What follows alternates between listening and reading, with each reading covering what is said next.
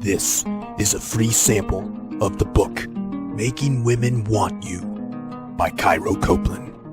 The first half of this book is posted right here on YouTube, free for everyone to listen to. If you like this content and want to hear or read the rest, or want to listen to it free of ads, visit reinventideal.com/women. The book is available on Kindle, paperback, and Audible at reinventideal.com/women. Chapter 1. Your software is outdated. As stressful and anti-fun as dating can be for most guys, did you know it's equally as unpleasant for women? This is not to elicit your sympathy for them or to justify their behavior. This is to explain their behavior. An enormous reason why women are as difficult as they are today is because the simp and loser population explosion has conditioned them to believe that they must be difficult. Women today are quick to reject, dump, flake, and ghost on guys, almost as if these actions were first reflexes for them. These actions became immediate tools they pull from their utility belts for the fact that they've had to use them to protect themselves from losers trying to get with them. Many have had the horrid experience of giving their number to a guy that seemed just alright, only to have him blow up her phone with constant neediness and hunger for attention. Others have humored a guy they weren't so sure about to later regret it because he became incredibly obsessed with her. Dating is stressful to women when it's with low-quality guys. His neediness and maintenance requirements stress her out. What a woman hopes to experience in dating a man is stress-free fun, stimulation of her mind and emotions, and pure enjoyment of just being alive. A man that can deliver this will win her over, but a high-maintenance, desperate, needy simp seeking her approval kills her enjoyment of the experience. And perhaps the worst sin of all in the world of dating is boring them. A guy that can't keep the time she spends with him interesting, fun, and exciting will soon find himself spending less time with her. Many MGTOWs and black-pilled doomers complain about this point. I don't want to be the dancing monkey all the time, they say. They're not wrong in the sense that you're having to always be on your game, but this doesn't mean you'll always be running game on your woman. I mean, honest to God, game is a term that the Red Pill Consortium just needs to drop. The skills you're seeking and will learn from this book are not pickup lines or conversation routines or mind tricks. The skills of seducing women are far deeper and advanced, like social intelligence, emotional connection development, and inspiring her wonder about you. These skills make up the craft of Allure. Allure is your ability to make a moment magical in her eyes. It is when you're interesting, fun, and exciting to her. It is when you are anything but boring. Allure is a craft composed of both science and art. It is scientific as it relates to the understanding of human nature and behaviorism. It is also an art because the objective is to do it without making it apparent that you are doing it. In learning Allure and internalizing, you will never have to be the dancing monkey, constantly putting on an act for her to enjoy so you can keep her.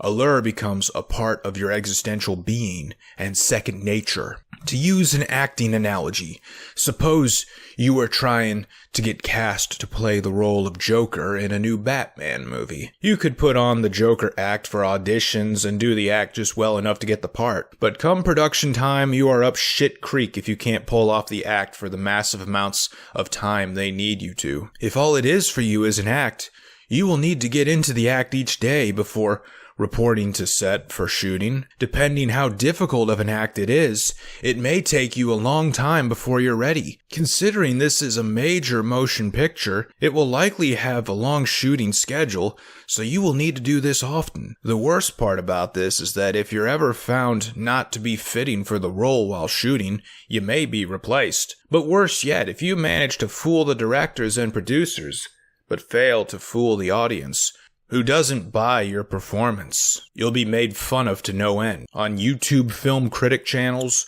Rotten Tomatoes, and the Razzie Awards. There may even be social media memes making fun of you for years to come. But a better way to approach this role you're seeking is to actually become the Joker. Live like you think he would. Have the face paint on all the time.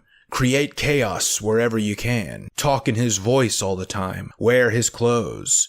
Call your girlfriend Harley and pick on her like the real Joker does. This strategy is referred to as method acting, which was done by Heath Ledger when he played the Joker. And as I'm sure you remember, Heath Ledger played the part better than anyone else.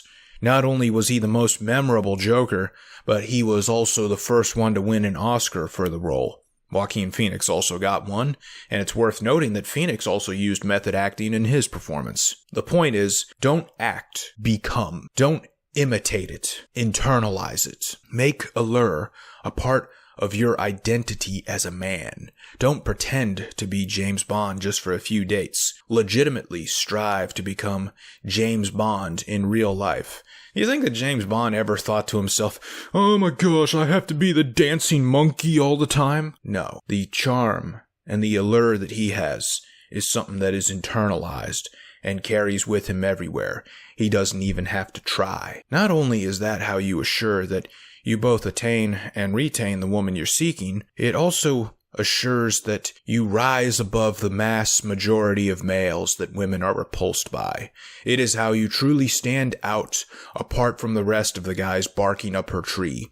You can be certain that if she's hot, she has many guys chasing her. The goal is not to lead the pack, but stand out from it, so you're not seen as part of it, nor interchangeable with any other guy in it. When you're just acting, they can smell right through it. When you're genuinely that suave, sexy man like James Bond, they're fascinated by you to the point of becoming obsessed themselves. You never want her to see you as just another guy. Just another simp that worships her. Just another loser that will chase after her. Why are women going to college for advanced degrees? Albeit worthless ones, and staying in school for years and years? To avoid losers. The more educated a woman is, the less romantic options she will have because she will eliminate those that are not her intellectual equal or superior. Also, if she became something worthwhile from schooling, her romantic options will decrease as well because she will eliminate those that are not her financial equal or superior. Women are so disgusted by losers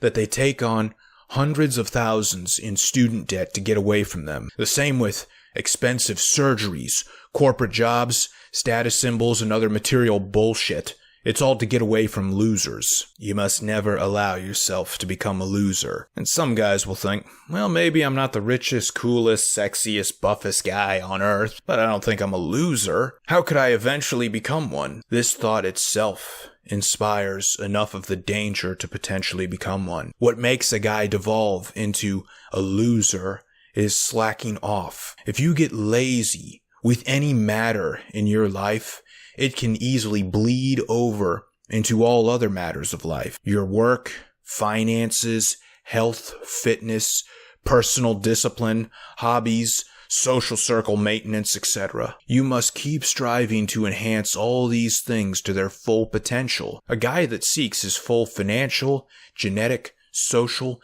and intellectual potential will never be a loser. This is very difficult because life is stressful and tiring. It's very easy to take a load off and have a lazy day where all you do is play video games, watch a whole season of something on Netflix, jack off for hours to porn, or lose track of time watching sports ball. Worse yet, human beings are naturally lazy, so you fall for these traps so easily. In our evolutionary past, food was scarce, so it was critical for you to conserve calories. In today's world, though, food is not scarce, and it is, in fact, more critical that you seek to burn calories more often. How do you keep yourself from falling into the temptations of comfort media, such as video games, porn, Netflix, sports ball, etc.? When one of the temptations arises, remind yourself that if you're not growing, you're dying. This doesn't mean to always be hustling and hard at work. Hustle culture is equally as toxic as being a lazy porn addict. It means be aware of the cost that indulgences have. A winner, or an eventual winner, thinks in this way before each action. How will my future self feel about this? The person they love the most is their future self. A loser does not think about such things. All that loser can think about is how good the donut tastes right now, how fun the video game is right now, or how good the orgasm from jerking off to porn feels right now. Hard work pays off later, but laziness pays off now, they think. What they don't realize is that laziness costs you later, and at a compounded price. The loser that spends money on stupid stuff instead of saving and investing it will pay for the stupid thing they bought both now and later. The loser that wastes time playing video games or watching sports ball will pay for that enjoyment with time now. And also time later, because later they will end up spending time working to pay for the time they wasted today. While the cost of laziness compounds, the rewards of hard work that come later compound as well, and to greater heights. Now this doesn't mean never indulge in a reward or enjoy something purely for fun. This is to make you aware that for every minute of pleasure you experience, an unequal amount of displeasure must be put forth to pay for it. You spend more time working to pay for a vacation than you do on vacation. You spend more time working out than you do showing off your gains. You spend more time cooking than you do eating. In the short term, the reward you get is disproportionately dwarfed by the work to get it done. However, when work deposits are made over the long term, consistently, there is a compounding effect on the pleasure it may provide. Some examples are, save money consistently over the long term and it compounds to a balance great enough that allows you to never need to work again. Work out consistently over the long term and your metabolism becomes adjusted to the point where it can absorb unhealthy foods like pizza and ice cream and immediately rebound from them. You won't undo your efforts for a sexy physique with a cheat meal because you've transformed your body not just on the outside, but also on the inside. Meet new people consistently over the long term and you get to a point where socializing and making new friends is no longer a chore for you. It comes naturally and without effort. You don't even need to think about what you're going to say to someone new. That is the compounding effect of consistent work. You don't need to be doing hard work all the time. You only need to be doing consistent work. Do enough of it over the long term, and the compounding rewards it will earn for you will dwarf the original amount of work you've put into it. Then, you can sit back and be a little lazy. Laziness is the enemy when it gets in the way of your consistency. That is the laziness that will turn you into a loser that women despise. Summary: women are disgusted by losers. Never allow yourself to become one. The best way to be the suave, sexy, alluring man is not to act like it just for the dates. The best way is to act like it all the time until you internalize it. Fake it until you make it. Laziness is what will turn you into a loser. Think of your future self. Consistent work toward reaching your full potential is what's needed. Not hard work, but consistent work. Thank you for listening to this free sample of the book, Making Women Want You, by Cairo Copeland. If you enjoyed it and want to hear or read the rest, or want to listen to it free of ads, visit reinventideal.com/women. The book is available on Kindle, paperback, and Audible at reinventideal.com/women.